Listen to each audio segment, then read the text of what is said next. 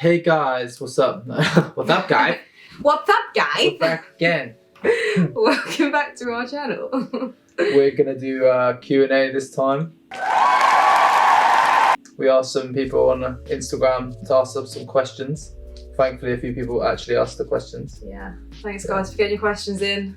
Actually, we were gonna do this last week. We were gonna do a mukbang with questions, but then we gave ourselves like an hour for people to answer. So it Yeah, really I think we said that in the last video, didn't we? Yeah, we did. Yeah. So we basically collected up the questions. Collected some questions. And now we're gonna give you the answer. Yeah. So, Drum roll, please. all right, that one stayed so healthy. Thank you. Would you visit? The first one is, would you visit Canada? Or should we not start with that one actually? That's a bit of a random one. Okay. It's kind of random, but we've already said it, so let's just answer it. That's kind of a random one, not really that related, but okay. Yeah. I'd like to visit I would love to visit Canada. Yeah. I've always wanted to go to Canada. I think Canada's sick. I love how you can snowboard in the winter. I wouldn't want to sick. go in the winter though.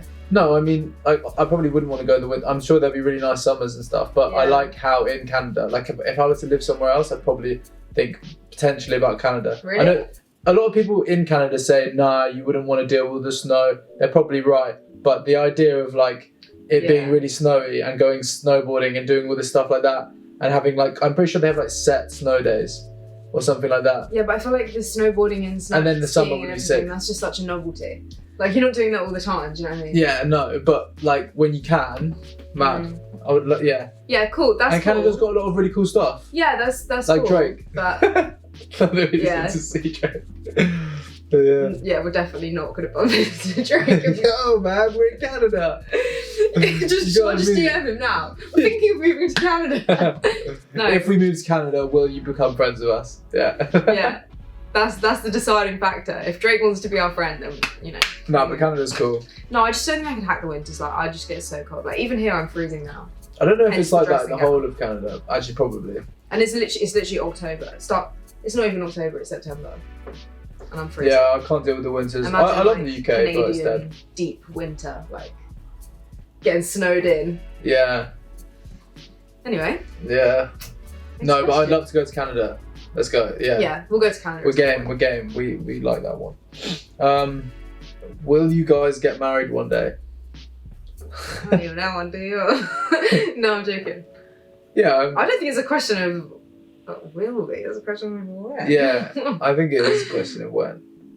Yeah. I mean, I think I'm just waiting for him to, have the question. Obviously, there's like, you might even think like, oh, why would you necessarily want to get married? Like, I don't think a lot of times these days it's like, because we're not religious. My parents are married, so. Yeah, and we're not religious or anything like that. So I think we would just do it because it's a nice, the whole ceremony of like, that is quite a nice idea, isn't it? I would love to have like a big wedding. She wants a bougie wedding. But obviously, there's no point getting married anytime soon. Well, obviously not, because we're young, but... I say we're too young. Financially People stable get married quite young, don't they? I feel like sometimes. They do, but like it's an expensive thing to do, and it's very expensive I think it's a nice thing to do when you're feeling like financially stable and you feel like you've got everything together. Yeah. You know what I mean? Because then after that, you're thinking, but let's settle down. Have a family because if it's going to be something you remember forever, like you want to have a nice dress and a nice ceremony, like definitely. And if you can't afford those things at the time, or it's gonna like send you really deep into debt, then like what's the point?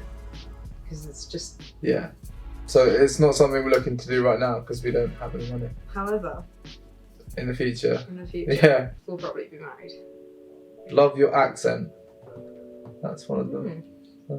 Thank you. Question, but assuming that's aimed at both of us, not just Phil, because I'm pretty sure that was your question. That might have been my one. Are you guys still travelling? We're actually not. We're not travelling. When were we travelling? Were never travelling. No, we went to Paris. Yeah, because we went to Paris for a year. We spent a year in Paris, but it wasn't really a travelling thing. It was like a studying thing, like a study abroad year for my uni course. It was like we did a 4-year course, so we met at uni. Yeah. That might be hold that. I think that might be another question. I think there's something like that. So, that was like our third year out, just to like, I studied, Phil worked, but it wasn't travelling, it was I studied for the second part of it because I hated the work so much. Yeah, that's true. Actually, he did move to university. Yeah. First, he moved to Paris, where I was. He wasn't even in Paris. He was in like the south. I want to say such south. a what's the word? Such a simp. So romantic. Is that the word? Is that the word? Yeah. No, but it's cute. It's cute. It's romantic. It's like Mel nice. and I I think that was like another question. But Mel and I have been together for like we've been dating for a while, and we kind of knew that Paris was gonna come, like France was gonna come up because it was in our third year of uni, and so we kind of just knew that was gonna happen and thought that it would just end there. And then when it came to it, it was actually quite hard because we kind of wanted to continue it. Yeah. Well, I definitely wanted to continue it. And then me being so far, I was in Grenoble. Is that the south? That's not south, is it? It's kind of south. It's like kind of south of France. It's not like the south, but it's like on the way. It's like not south, but south. It's not in the middle. It's south. It's in that. Not south. It's in the upper Alp. South. Yeah. But anyway, the point is, I was there and I didn't like it, and I moved to Paris to be with Mel, and then I didn't like that really either. He liked me in Paris. Yeah, he just didn't like. Well, I hope you liked me in Paris. There's like pros and cons to France. City. France is like an interesting place. I loved Paris. Yeah, Mel loved I have university life in Paris, which is a very different thing to living in Paris. A grande école, which is like, it was like a business school basically, and the business schools are the grande école and the. I didn't go to a grande école, did I? Yeah. Did I? No, yeah. No, yeah, you did. Some business school basically, and it's just run so differently. It's like a small, imagine like an American university that you see in movies, but like small version. Kind of like a primary It's like a school. It was literally, it was smaller than my secondary school. It was like way cooler than my The classes are really cool and everything. The classes were really interactive. We literally had this one class where we would walk around Paris for 4 hours, and our teacher would just show us sites and be like, and this is this, and this is this, and then all we had to do to pass that module was just give a little presentation about. We're already so far off the point of what we were, Yeah, but there's a side story to that is really funny. Maybe we'll do another video about Paris at some point if people want to know about that. But what about the side story to your, like, you know, when you were going on those walks, and then I was there. Oh yeah, and this one time we were walking past the Sorbonne, which is where I went to. And my teacher spotted this boy, like this mystery boy sat on the wall. I was waiting for Mel. He was actually waiting for me to finish my class because I was like, yeah, I'm actually going to be in your area. Like, you might as well just meet me after class.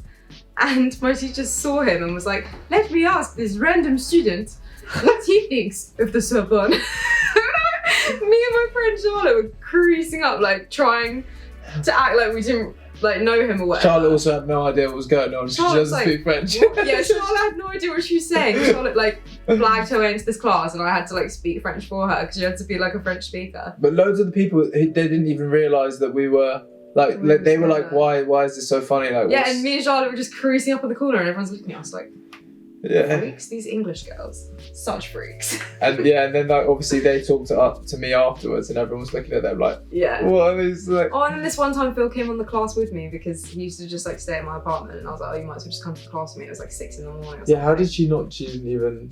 No, she did. That day you introduced yourself to her. Oh, and I said, you were like, oh, I'm the guy from... Yeah, I was actually... Bless her, she was such a nice woman. Right, sorry, that was so off topic. But we might do a video, if people want us to talk about Paris, then we can do another one. I would love to do that. I could just Mel will go off on one. So no, we're not travelling. We're currently living at my... We went on holiday. Yeah, we did go on holiday. We went to Croatia recently. And we had a little camping trip as well, so we've been basically we were in London studying when we met, and when we were together, and then we went to Paris for our year abroad, and then COVID happened, and we ended up here. Which is my parents' house, basically my family home. In Portsmouth, basically, and then we decided for our final year we weren't sure whether we were going to go back to London or not, but in the end we decided because of COVID that it was all online, but we decided we wanted to go back because it's still kind of like our home really. Yeah. And it was worth it. So we spent another year in London. And now we've come back. And we do have some plans to travel, but we've got to work on our business first. Right? Yeah, that's not certain yet. But we'll see how that goes. There's a lot of different... Let me find a good one. That one's a lot of Gym ones. I'm gonna do a gym one. Because we've done a few like randomy ones. Okay, so favorite cheat meal. That's not even gym. That's kind of, well, it is kind of gym. What's your favorite cheat meal? We don't really have cheat meals because we just kind of eat what we want.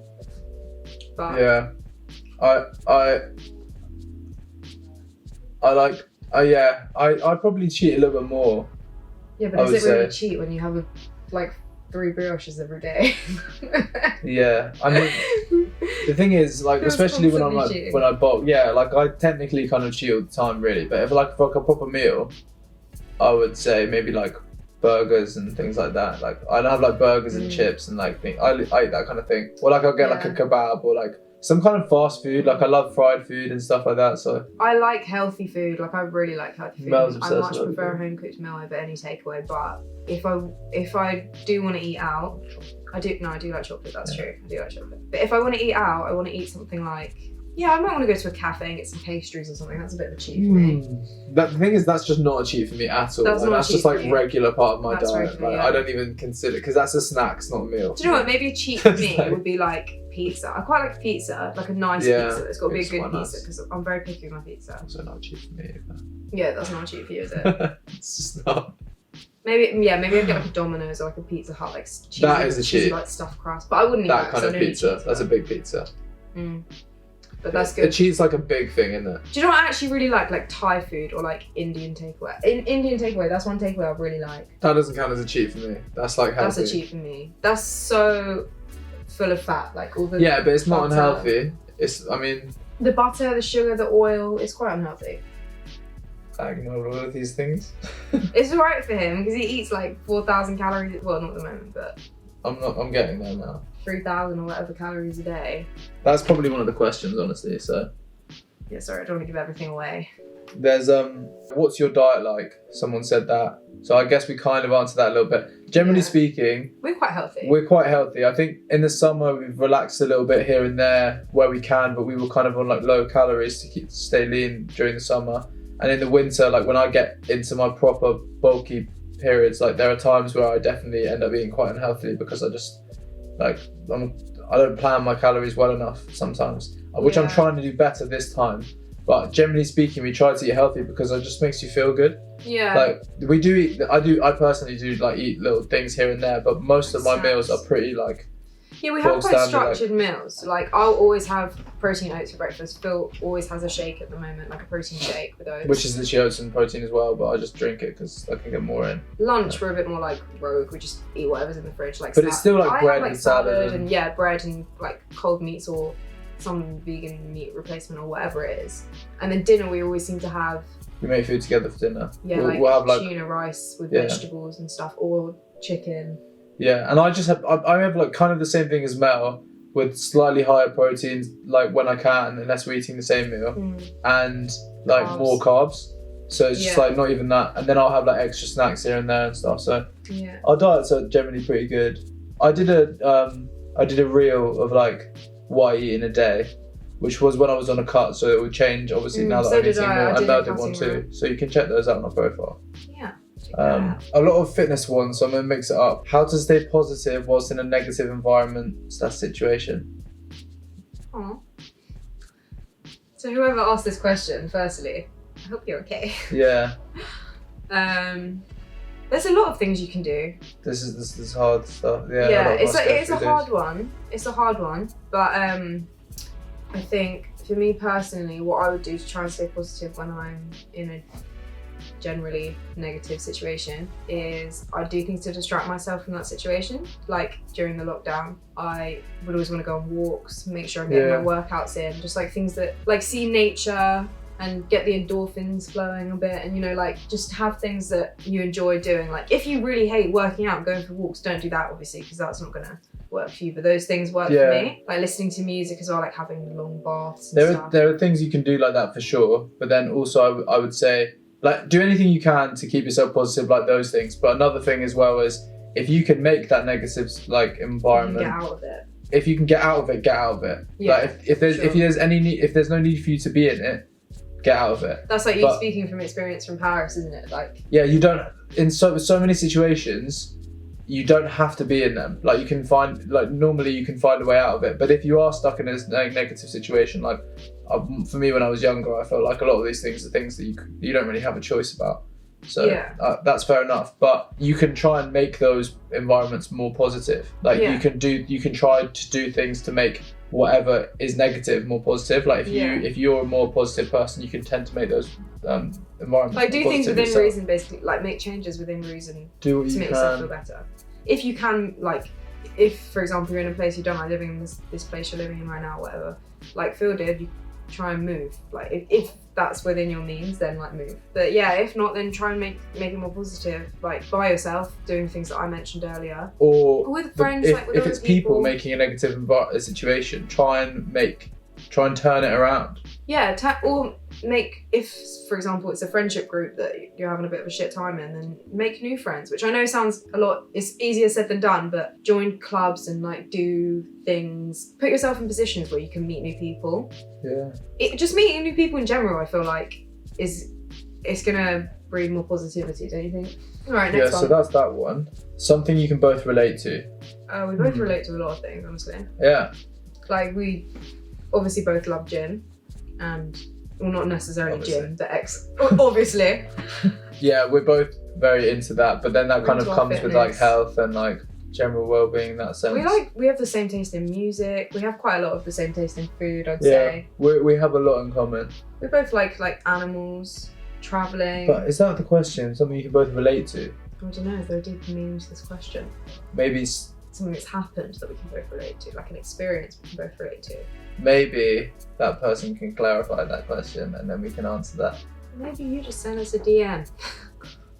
You just let us know what you mean. Yeah, honestly. We can both relate to the feeling of being tired all the time. Yeah, that's true. Yeah, because the amount of coffee I consume is disgusting. Yeah, probably because of how much coffee we consume. No, honestly, so many factors. Like, we do a lot, so that's probably why we're so tired. We do a lot. Not that way. Are you getting distracted by the cat? Yeah. I'm getting so. My cat has just sat there cleaning herself, and every so often she'll just look at something, and I'm like, what's she looking at? Kitty baby. Thing is, I'm too scared to pick her up. There's two cats, and one of them's like quite friendly, and this cat's, she's really nice, but she's an old woman. She's 16. I want to get her over here, so can you bring her over here? Oh, look, she just gave mouth. She was like, she was like, touch me. Tiddles, you can say hello to the nice people in the family. So Tiddles, what is your body fat percentage? Tiddles? Alright. Oh my god. Is she okay? I'm stuck in my dressing gown. Is she okay? Oh my god. Is she okay? Did she hurt herself? Scratched my leg up a little bit. I think she's alright. I think she wants to go outside now. Oh, I'm going to put it back on the chair. I feel bad. I feel so bad. I'm so sorry, baby.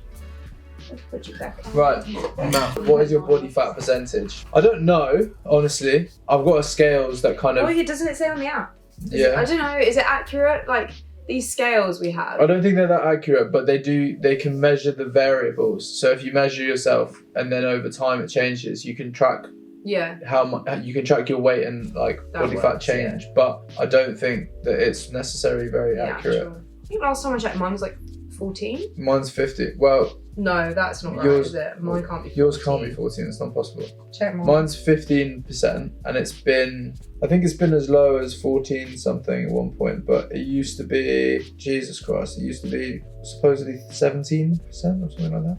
And then yours is, it says 16 on Mel's. 16%. Which to be is, fair, I'm still quite lean at this point. Like, I haven't really got into my bulk. Mel's got I'm doing like it for like 2 weeks. very athletic level of fat according to this thing. Like, it knows that she's female.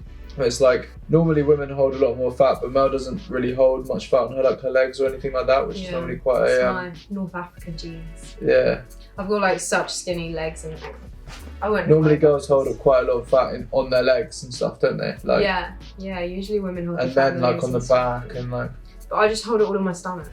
Yeah. So... But like, it's the last part to go. So like, if Mel has any fat on her stomach, it's like the only bit of fat on her whole body. Yeah. Which is like... Oh, it's the first to arrive and the last Which she to go. hates because obviously most women, they have it in their legs, for example, but then not on their stomach. So it means that they can put on weight, but their stomachs won't get as fat as like, whereas Mel, it's like, do you know what I'm saying? It's calling me fat. No, I'm not. He's saying I've got a fat stomach. I'm not saying that. I'm just saying that Awful it's peak for boyfriend. Mel It because is peak. It's so peak that you're my boyfriend. women do this, don't they? Just take everything in such a bad way.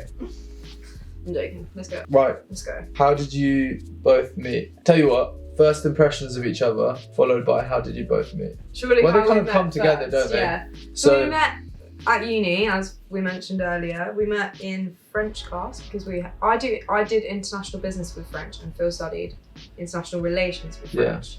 So the French class, we were in the same French class basically, and yeah, that's how we met.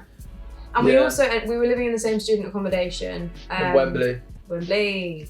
And we went to the same gym, which was like right next to the student accommodation. It was like where all the students went. So We're in the same class, and I think we didn't really end up in like similar friend groups or anything. Mel had like friends. we from her. didn't until It was in second year. year. In the first year, a whole year seemed to go by. Like it was a bit of a weird year. yeah, it was a bit of a weird one. Like London's really weird for that. Like if anyone's thinking of going to uni in London, like obviously it's sick to be in London. But that first year is a bit strange. It's not what you would expect from uni because it's not unless you go to a campus uni in London. I know there are a few like There are unis, I some, think. and I think it depends on the uni. They do them differently. But the one we went to, We went to University of Westminster. there wasn't really like a community feeling. Like the campuses are very split up. They're very separated. At first, I didn't even know that there was so many different campuses like that. Yeah.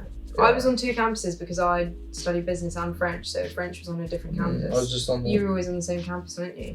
It was a very, very small campus on Regent Street. I Yeah, it was was also split. Baker Their Street. campus was sick, and they had like The business the- schools are always sick. though. yeah, and they just all their classes were really interactive and everything, whereas mine were just not, and so I didn't really make friends like that. Whereas Mel, like when I went to, my friends ended up being on doing business as well, who I ended up living with in second year, Yeah. and they like everyone knows everyone, you like everyone's friends. It's just much nicer.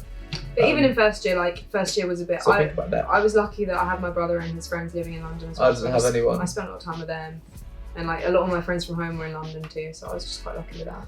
Yeah, I made a YouTube channel in that time, and I just did all this stuff, and then I deleted loads of the videos because I didn't like them. There's But still some remaining if you want Yeah. to check There's out loads. old Phil. I just literally spent the entire time like doing calisthenics basically. Like I was just doing handstands and stuff in the gym and just making videos and kind of like growing my social media in the first place, I guess. Like I didn't really have anything else to do. So, Till I came along. yeah. So first No, but yeah, so impressions.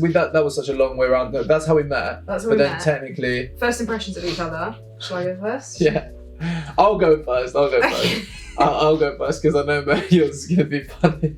What? Okay. My first impression of Mel, I think I'm not going to be honest. You're not going to be honest. No, are you? I am going to be honest. Okay, I'm that's going all right to then. be honest. I thought she was good looking, but she didn't really say much to me. So I didn't really I don't think I really had the strongest opinion. Like I think we knew each other. We were in the same class, but we didn't really talk much. Like Mel didn't Mel didn't really talk to me. I think Mel was very much like not interested in me. So Not that, I think I just wasn't really interested in anyone. I just came to uni and I was just more interested in, I don't even know, just finding my feet. Like I was just so out of my depth, like coming from a small place to London. Well, like, same. We were both finding our place, but at the same time, we were also both from quite different environments as well. yeah, it's a Like bit we much hadn't really to, become like, Londoners yet. yeah, Basically. throw yourself into that. But my first impression of Phil when I first met him, he had really long hair, Really long which is so weird to imagine now because obviously he looks nothing like that now. Yeah. But I remember the first time I saw you, I walked into French class, and I remember noticing you because you gave me a weird look. And I think now that I know you, I realise it's just this face you do when it's like your thinking face or like you're confused. Like, I don't know what face it is. I don't know how to Where is describe it? it. Is But it? you always do this face where you're... Something like that, yeah. The slight nostril flare and just like... Is it? And then you kind of put your eyebrows down a little bit like you're confused or something. Yeah, like, I don't know, you gave me that weird look and I was just like, hey, who's this guy? And then I remember being in the gym one time and I was with a trainer and me and this trainer came over to like the Smith machine and you were on the one next to it with Sam and you were like, oh, hey Mel, like you'd remembered my name from class. and I was really trying to avoid you, and not because I didn't want to say hi to you, but because I was just really shy, and I was like, oh, yeah, I felt really embarrassed to say hi to you in the gym and stuff. But then obviously after that we became friends, so it's fine. Yeah, we were both trying to find our way a little bit in the first year. Yeah. And then in second year, that's when we kind of like probably became closer. Like by that point, everyone moves more like into central. We moved into like flats with our friends, basically. Yeah, and then like I lived quite central, and because of he that, lived right next to my business campus, basically, and his friends were doing business degrees as well, so he'd always be in it was the just library really on my campus. campus. Exactly. So people kind of came past ours all the time, and like that because I was at that campus all the time. That's true. And when we'd be like studying in the library and stuff, like because we were all in the same French class, we all started studying together, didn't we? Like everyone started hanging out a lot. We just started doing things together, and then you came with your friends to mine. Like you brought your friends to my house. And we all went. Do you know what it was? So I used to be really good mates with his flatmate, and me and the girl that I was living with, one of the girls I was living with in second year, came to meet his flatmate once for like a free drinks, and we were going out to this club together, and Phil was there with loads of his friends at the time. Do you remember that? We were with Roberto, and we were drinking in your kitchen, and it was the first time I'd ever been to your flat, and then you came in. I think I do remember that. And you were like, oh hi, what are you doing here? Going this is this. And I think after that, like we started doing things more. Everyone just started. I think the thing is, like everyone just had by that point because everyone had moved into a closer place. Because then that's what happens when you're at other campus unis and stuff, which I noticed when I went to visit friends in like Bristol and Leeds and stuff, which didn't happen in London because everyone's so split up. You don't travel far. You're not going to go really far to like go see some people, whatever. But because you're all quite close, and that still doesn't always happen if some people live in the East and some people live wherever. But because we all like decided to move a bit closer to uni and be in the West, all those people started like being like, oh, we'll come to this thing and we'll come to that, and then everyone started hanging out a lot more because you're in a close space. But like that is that's like a really like off-topic kind of thing. On tangents. We go on. We right. Next question. We talk too much. Like we talk way too much. It's so long. Do either of you think? Oh, this is interesting. Do either of you think the other one speaks differently when on camera? The other one. That's a good one. When I read that, I thought it was just, do we think we speak differently? I don't think we speak differently. I don't think so. I think it depends. I think when we first start filming, like we're like a little bit awkward because we haven't got into it yet. And whenever we do like stories on our phones and stuff, we have to like get ourselves into the zone because it is quite a hard thing to do. Yeah, like, it's weird. When you first get that camera out, do you know what I mean? Like, because it's such a weird thing to be talking to a camera, like not. I can talk to a person easily. We're talking to a camera when you know people are then going to watch you on the other side. It's kind of like a weird. I don't know. Mel probably doesn't have as much like experience of trying to do it because like you did your YouTube before. Because I did the YouTube before, and I can say from experience that when I did that, it was much harder. And I think it's because there's two of us, so we're kind of talking to a camera, but we're actually talking to each other. So it's not that awkward. Whereas like when I did it by myself and I was in a room and I knew that people could hear me talking to myself in a room. In the other rooms and stuff. Oh God, I found it so awkward. I couldn't. You can hear everything through the walls. It's much easier, and I think we've got used to it, and I think we know that it's part of like what we're trying to do. So, but yeah, when I whip out my phone and I haven't filmed myself, it is a bit. Yeah, this is easier for sure. Yeah, this is definitely way easier. Also, I think we find this harder if we were in the other room and everyone was listening to us. Yeah. But because we've like closed off the doors and no one can hear us, it's like there's no need to be embarrassed, but you just do get a bit. Yeah. All right. We answered that with, like precision, accuracy. No, not accuracy at all, but like additives. It's getting a good side. Someone said great one. Not a question, but thanks. Great one. Thank you. Too. Should we go back to a fantasy one? Who asked out who and how do I approach women? So not a fantasy one. I just read it and I thought it sounded quite. Oh, it is a joke. So who asked out who? No one really asked the other out, did we? I mean, you made the first move, if that's... I think technically I made I'm going to say it was a very specific moment where Mel came and hung out with she brought her friends to mine, and then we all went to like Camden together or something. And I think it was in the winter. It was cold. And I remember that the bus was coming and Mel and I were kind of close. And for some reason, Mel was really cold. And I was just like, I'll give you a hug, but in like a friendly way. But when we had that hug... Oh man, still a big I don't know what happened, but when we had that hug, and I swear to God, that literally happened. Mel's told me later that she felt the same thing as well, but that hug, that hug made me think differently. Yeah. And I was like, kind of enjoying this hug, you know. I don't know. And then in the we were like a little bit like we were still kind of like on the bus on the way back, I think. Yeah. And then I think after that I just started to think, shit, I think I like Mel. You like me. Yeah. And then Mel was the same then. Yeah, it was a bit of a weird one, wasn't it? We had our little period where Phil had to chase me a bit. Yeah, I chased Mel for a very long time, like she wasn't really interested in anything serious. But then I realised actually I was, and I was just being silly. So here we are. Mel, talking about what Mel should say wedding. is women always want the bad guy, but in the end, good guy wins. Good guy wins. So just be a good He's guy. a good guy. Yeah. Most of the true. time. It's true. But he also said, how do I approach women? He or she, we don't know. Anonymous. It's not anonymous, is it? It's not anonymous. It's anonymous. Wait, maybe it should be anonymous. They are anonymous. It should be anonymous. We're not saying shouldn't who asked these, obviously. Yeah, like, good point. obviously we can see who Good asked point. them. It should be anonymous.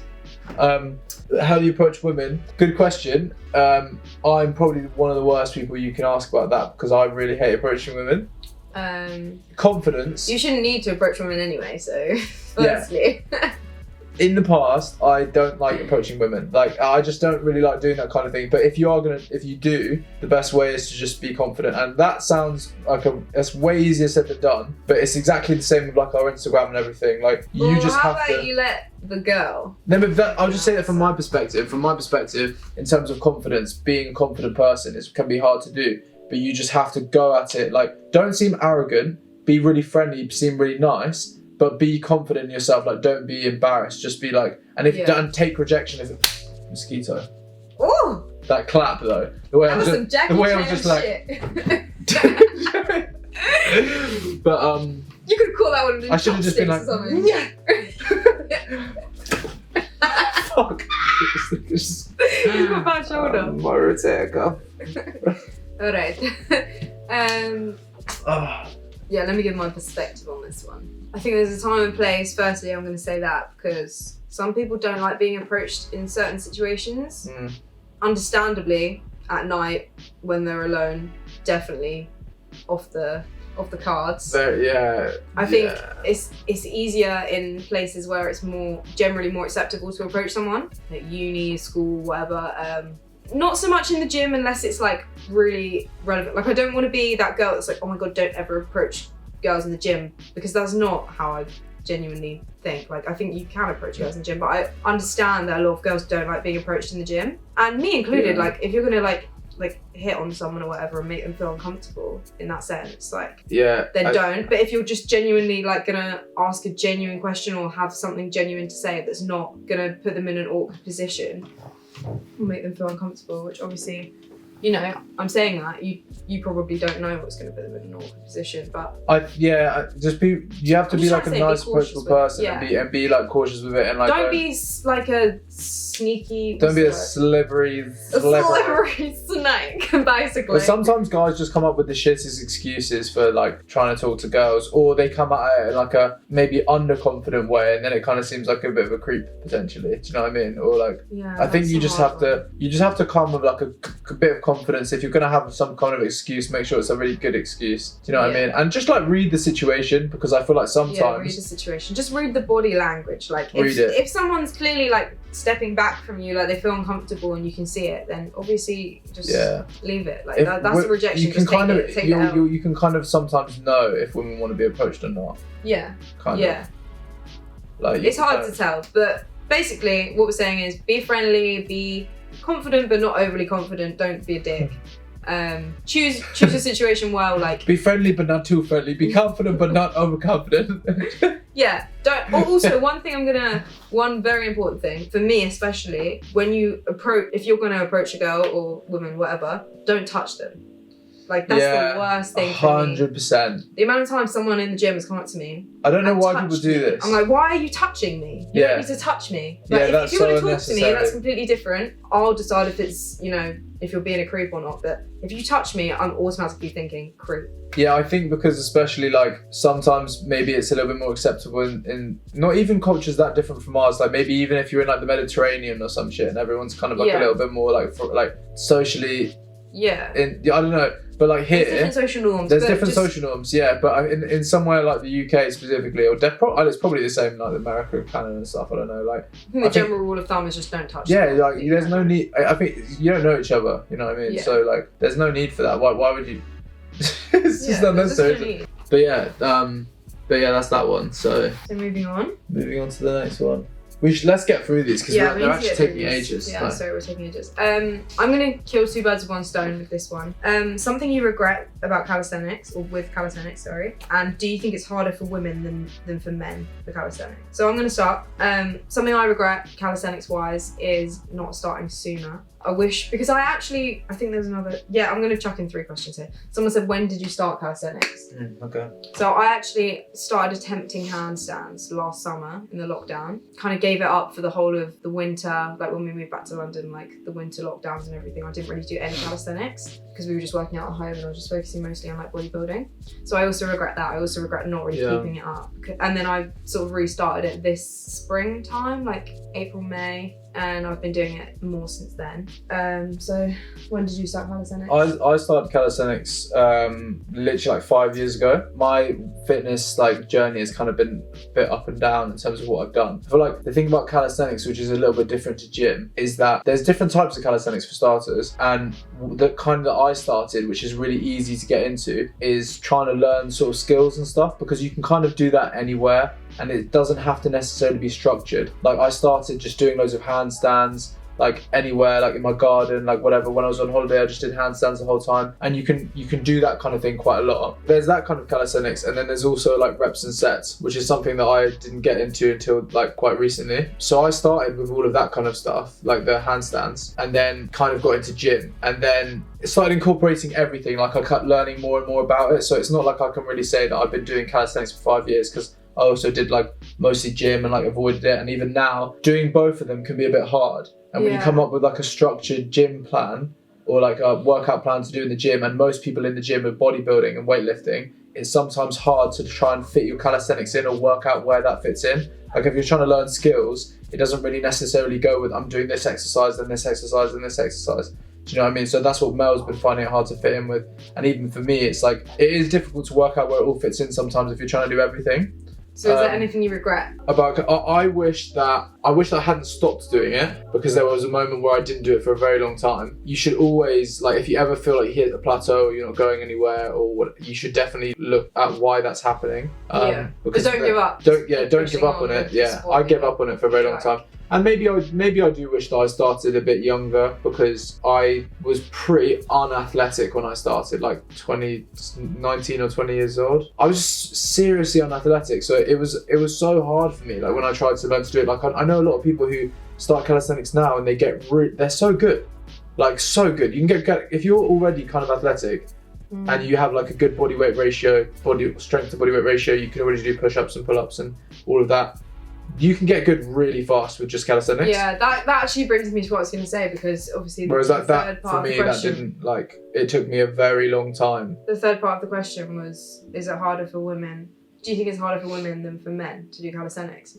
And like Phil was saying, I feel like if you've got some sort of athleticism before, like I was doing gym for quite a long time before I started calisthenics. I probably started gym when I was 16. So. But mostly legs as well. No, not mostly legs. I used to do upper body, legs, and like I used to do way more upper body. I don't train upper body in the gym anymore. Like I used to. Legs? Like I used to do, not necessarily more than legs, but I did a lot of upper body as well. I used to really enjoy that, like lat pull downs, rows, all of that. I didn't do much chest, that's one thing I didn't really do. But I mean, because of that, I already had the upper body strength to do pull-ups and press-ups and stuff, because I've been training my upper body for so long, like weights-wise. I've stopped doing that now, and I mostly do body weight stuff, like calisthenics stuff for upper body training. So obviously now I focus way more on like pull-ups and push-ups and everything, so I'm obviously much stronger at them now.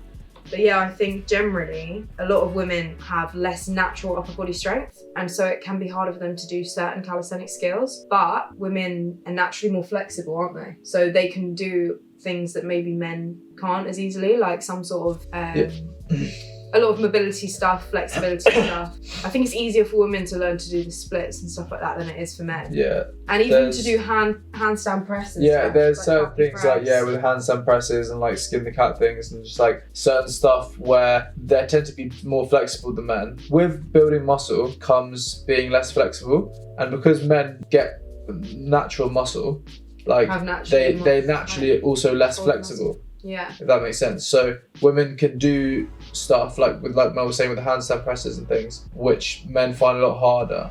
Yeah, but So obviously it depends what sort of calisthenics you're doing. Like if you're trying to do planche, muscle ups, whatever, that is going to probably be easier for men to progress in than it is for women. But naturally bigger upper bodies. Doesn't mean that women like, can't do it. They definitely they can. 100% can do 100%. it. There are girls who can do some crazy stuff. Like there's girls who can planche, which I honestly didn't know that was a thing. I don't want to sound like misogynistic or whatever, but I didn't know that women could planche, and they can. Like I've seen it. It's amazing. Can do anything. And a lot of pretty amazing stuff. Like I mean, it's not that I didn't think it was possible. I just didn't think that there was any people doing it, because obviously didn't think people would bother to do it. Yeah, calisthenics is something that generally attracts men more, because men want to grow their upper bodies, and it makes sense. You know what I mean? Like.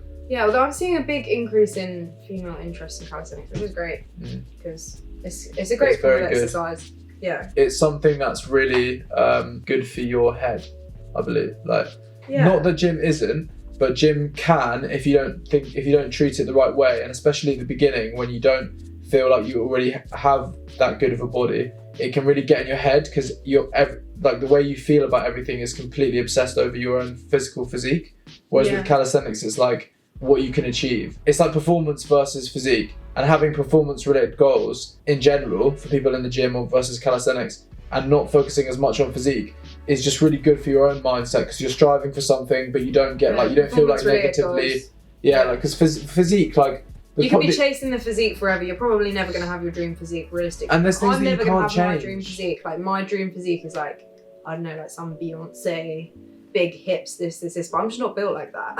Like I can train legs exactly how she said. years and People years and years, that way. and I have been training legs for years, and I still don't have huge wide hips, because I can't change my bone structure. It's like if you have like a longer body and your pelvis is bigger, then obviously you're going to get more of that shape. But it's just, it doesn't work that way. It's genetic. It's all genetics, basically. Like genetics will determine what you can achieve. You can obviously transform your body a lot, and you can change your aesthetics a lot, but you can't. You need to learn to live with what you've got. Yeah. Like I know that my chest is the way I can grow it. No doubt, I can look better. And the reality is, a lot of people probably just don't care. The majority of people don't care whether I have like a chest that I think I really want, a really big chest or whatever. But a lot of people probably don't think, they're not even looking at that. You know what I mean? People don't care. What I'm trying to say is, like, you can change things, but don't obsess over things that aren't like possible. Like some people will say they want their biceps to be this shape like that. If your bicep ends here, think about what it is that you can do with that.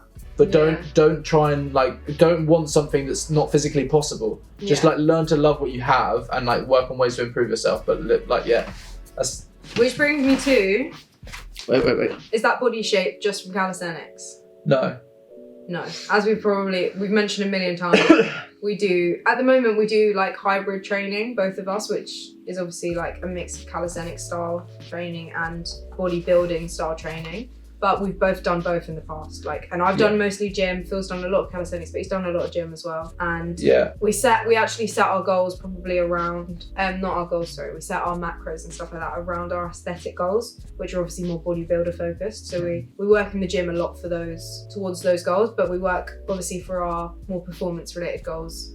Yeah, honestly, it's been, I wanted to say that it's been quite like a journey, and it's only like really now that we like have thought a lot more about what it is we want to achieve, and like actually learn how it is to do that, and are going progressively at doing that, if that makes sense. So it's like, people could say, is your body only from calisthenics? And it's not, but honestly a lot of it is, because if you look at the shape of my body and you look at the parts of my body which are big, they're the ones that I use the most in calisthenics.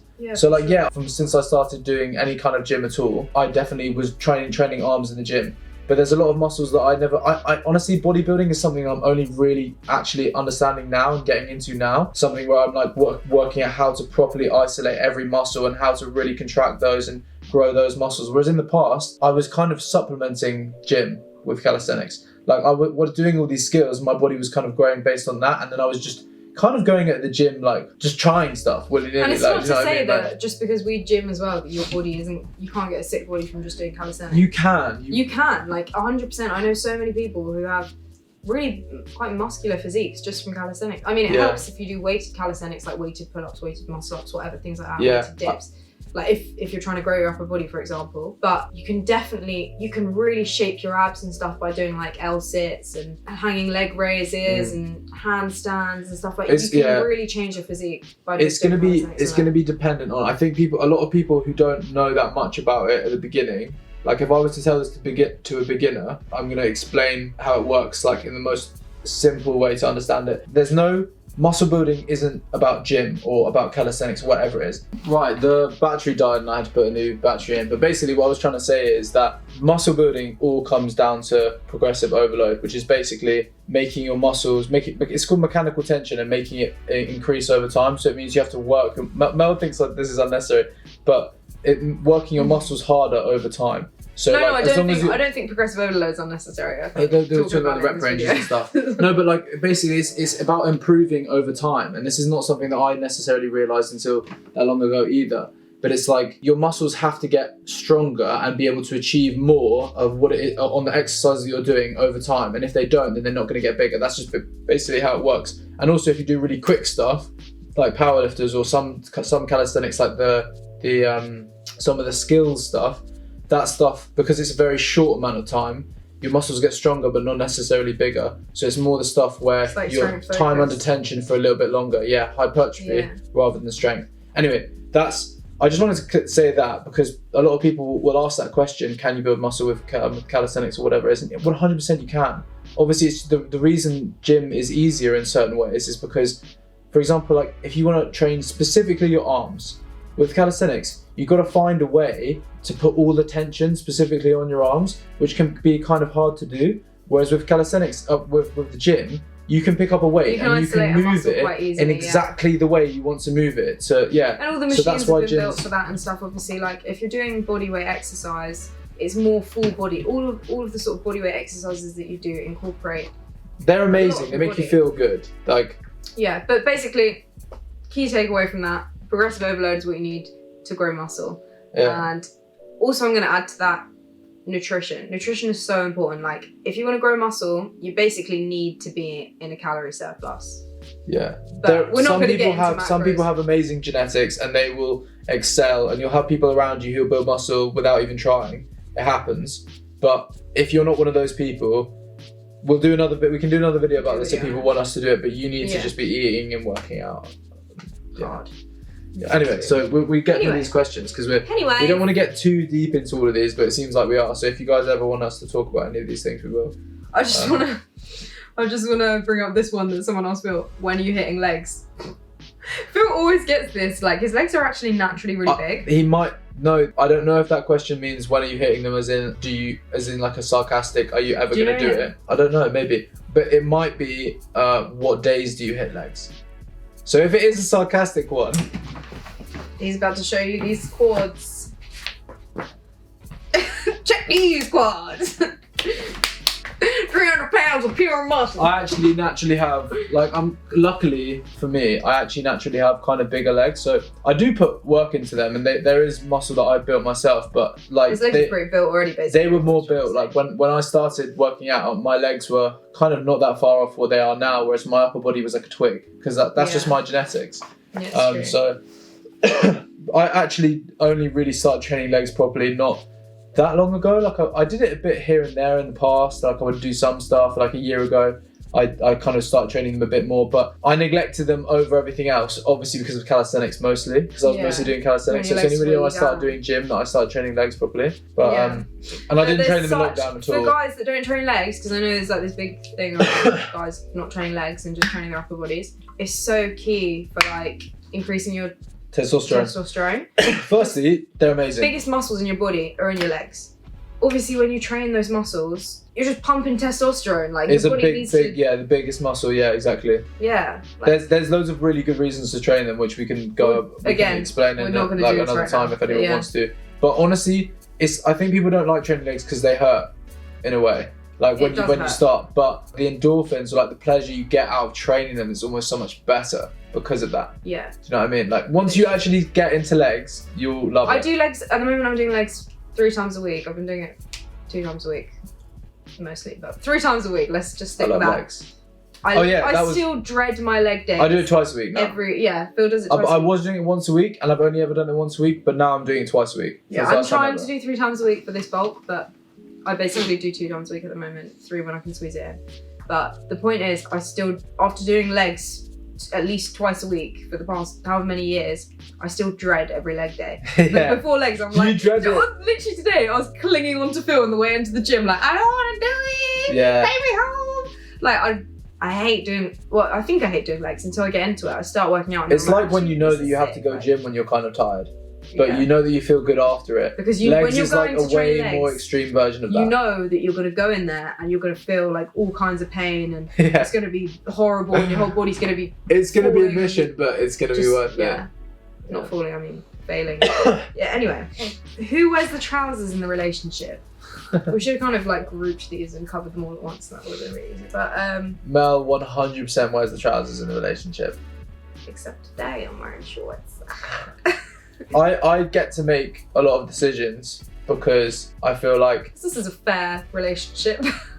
I just think that I'm like a really logical person, so whenever there's like we have to decide whether to do stuff, I always like think about like a logical reason for doing this or that, and then Mel's normally like, I'm emotional. fair enough, that makes sense. Whereas if there's any emotional decision, or if there's anything that's like just most things that, because I'm easygoing, Mel generally He's gets to easygoing, I'm high maintenance. He's logical, I'm emotional. You know. He's the best boyfriend in the world. I'm awful. He's optimistic. I'm pessimistic. I don't know where she's What going else with can we this. throw in Where are there? you going with this? No, basically, this is exactly why I wear the trousers, because I'm just manipulative. No, that sounds bad. That's not true. That's not true. I'm just an easy. It's not that I'm easy like going like. You are easygoing. I don't pride myself on being easygoing like that. I just generally, there's only a few things that I like being like a certain way, and then other than that, I'm kind of happy to do anything. So Yeah, no, Mel honestly, kind of wears the trousers because she just makes most of the decisions about. But it's those. not even because I'm trying to be like bossy or anything. I'm like, She's just more specific about stuff. So she just I think I just get quite stressed quite easily. Don't know, like very easily. I think things really like get to me quite easily. So I like. Sorry, I've and still got a cold, as you can see. Yeah. Okay. I'm the one taking all the coughs here, so that's okay. Yeah, gave no, it I to just yeah, and you're giving it back to me. It's coming back around, full circle. Anyway, what was I trying to say? She gets stressed out really I easily. get stressed out really easily and like. And I don't get stressed out by those situations, so I say it's fine. We'll just do it that Phil way. kind of lets me make decisions because he's just quite happy to go along with things. Whereas I like being really organised. I like having full control over my life and stuff. So you know, obviously I do compromise and make decisions. With Yeah, like it's a 50-50 course. thing because like obviously if it's something that just doesn't bother me, then it's fine. Like it makes no difference to my life. But if I'm making concessions and then I don't get something in return, then obviously that's not really a fair relationship. But that's what you should find that balance. I don't know. compromise. Yeah. We've still What have we got left? this one. What's your height and weight? I'm 183, which is like 6 foot, and I weigh at the moment 83 kilos. I don't know what that is in pounds. Yeah. So it was like 200 I have no idea something. in pounds. No, I literally Just put it in. If you want to know 280 the or pounds, something? put it in one of those online Yeah. calculator things. So my height's 5'4", so 163 centimeters, I think, or 62, whatever. And I currently weigh 53.5 kgs. And together we are a lot of kgs. over 100 kgs. I was almost 100 kg by myself at one point. Yeah. I don't think that will happen again. Just imagine how much I suffered when he was that heavy. If he rolled over in the night and rolled onto me, I risked death. I suffered being that heavy, honestly. I don't think I can do that again. Let's see. I don't know.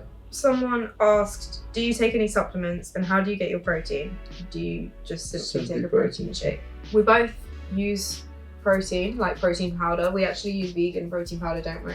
We always have it in our oats in the morning. Yeah, so That's we basically use the idea. soy protein and a vegan blend, which is like fava bean. Yeah, How do you fava pronounce bean that? and like pea protein and neither of us consume dairy at all. Yeah, we don't have dairy, so no whey protein, obviously. We stopped doing that. Like, Mel stopped having milk and stuff like that a very long time ago, and then she kind of like got me into doing that because I don't know, like I don't know at what point I decided to stop doing that, but I started having oat milk instead of milk because Mel had oat milk, and then I realised oat milk was just better, and then I don't know at what point, because we went vegan at one point when we were in Paris. It was like we went vegan, and then since we've started eating meat again, we've not gone back onto the dairy, because for me it's like a health thing. Like I get like I've had back knee since I was like 12 years old, and and honestly my skin gets awful with dairy, so I just completely cut it out. I mean, it's still bad as it is anyway.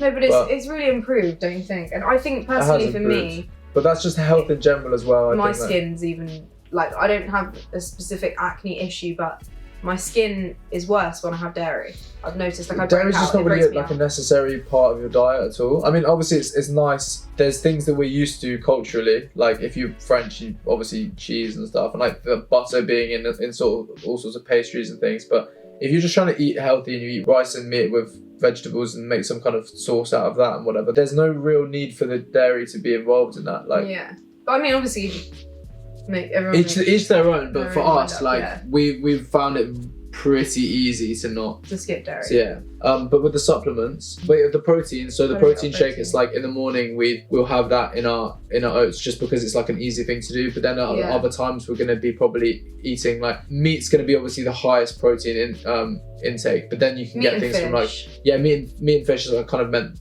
both of those together. But then what comes in with that is like, Mum eats mostly fish. I eat like a bit more chicken and stuff sometimes because she wants to be a bit healthier for that.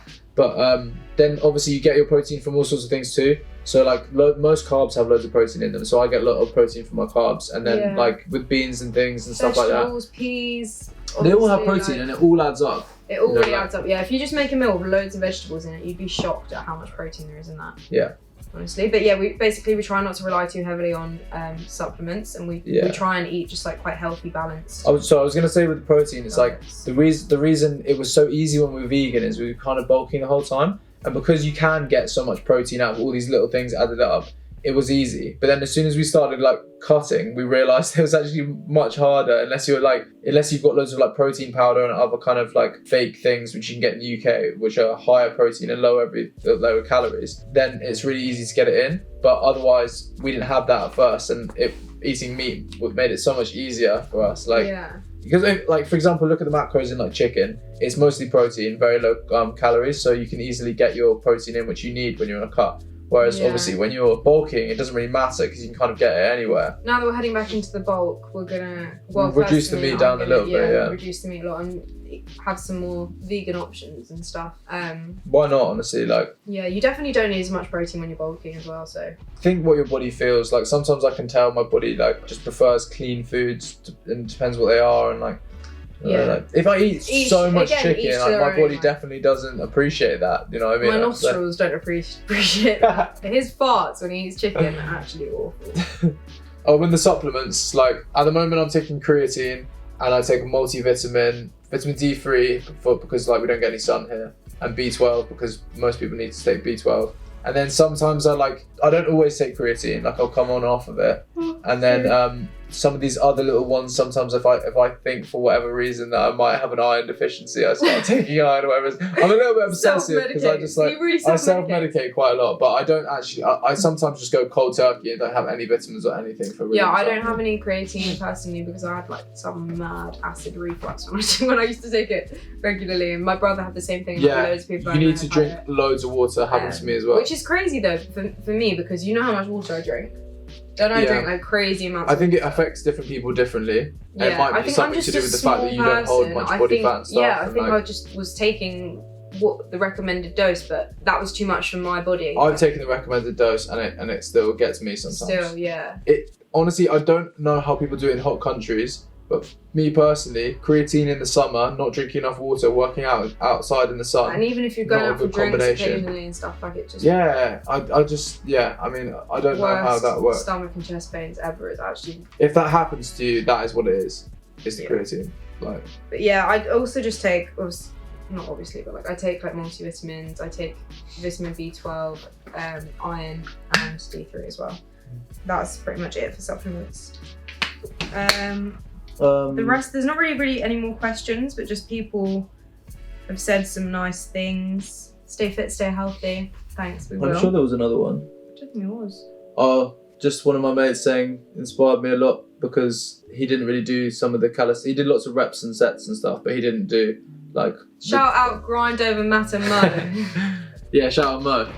Yeah, he started getting into all the front levers and Love stuff that like name, that. and it's fun. Yeah, that's good. It really because my dad always says mind over matter, so that's So just really, Grindovamatter. yeah, That guy is an inspiration. He has a YouTube channel called MoneyOnDemand, which I should be featuring on at some point. So stay tuned for that one. Go follow him. Great guy, doing amazing things. And then other than that, I really don't think we have any more questions. So that took a little while, but yeah. Sorry for all the tangents that we went on, but I think we think that we're more interesting than we are. So. I just want to add in, someone said, I would like to work with you. And I don't know what they think what do you think I do? Don't know whether that question was for both of us or just for me, so can you send it maybe to my coaching? account, but I would like to, maybe. I'm going to DM that person. This Mel being all sarcastic there, being like, I don't know what you think I do, but like, God, what do you mean? I'm just, as soon as someone says something that I just slightly don't understand, I'm like, that's suspicious. That's weird. That's suspicious. That's weird. I'm such a, and then We would be very happy to work with you if you'd like to. I'm so sorry if you're watching this. We have some. We'll look at. Just message us. I'm gonna message you back about that one. Sorry about that. Sorry, I'm being rude. And on that note, it's time to end the show, guys. Thanks for tuning in. Thanks for tuning in. I hope you enjoyed that. I hope you didn't go off on one too much. If there's anything you want us to talk about more there, let us know. If there's any new vids ideas that you want to see, just hit us up in the comments. If you want to see any more of the cats, let us know because that can be arranged. Also, if you have watched this, like and comment. Like, we're trying to grow our channel. Subscribe. Subscribe. You know that TikTok thing where it's like, the only social media I keep is an OnlyFans. Subscribe. We don't actually have no idea what she's talking you about. did it. You did it. We did it with Charlotte. I do, but I just.